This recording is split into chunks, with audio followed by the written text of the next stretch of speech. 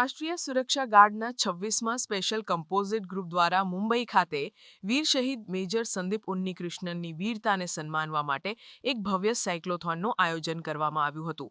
મુંબઈ આતંકવાદી હુમલાના નાયક અને શાંતિકાળના સર્વોચ્ચ વીરતા પુરસ્કાર અશોક ચક્રના વિજેતા મેજર ઉન્નીકૃષ્ણનની સ્મૃતિમાં આયોજિત આ 100 કિલોમીટરની સાયકલ રેસ મુંબઈના ગેટવે ઓફ ઇન્ડિયાથી સવારે 7 વાગે શરૂ થઈ હતી અને શહેરના વિવિધ વિસ્તારોમાંથી પસાર થઈ હતી.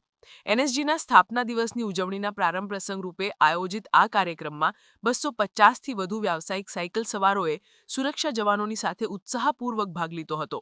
આ સાયક્લોથોન દ્વારા રાષ્ટ્રીય સુરક્ષા અને શારીરિક સજ્જતાની ભાવનાને પ્રોત્સાહન આપવાની સાથે જ સર્વાઇકલ કેન્સર પ્રત્યે જાગૃતિ ફેલાવવાનો પણ મહત્વનો ઉદ્દેશ્ય રાખવામાં આવ્યો હતો.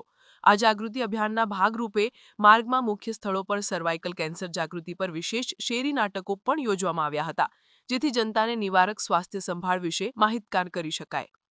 આ પ્રકારના કાર્યક્રમો રાષ્ટ્રની સુરક્ષા માટે સર્વોચ્ચ બલિદાન આપનાર વીર સૈનિકો પ્રત્યે આદર વ્યક્ત કરવાની સાથે જ સમાજ માટેના સ્વાસ્થ્ય અને સામાજિક જવાબદારીઓના મુદ્દાઓને પણ પ્રકાશિત કરે છે.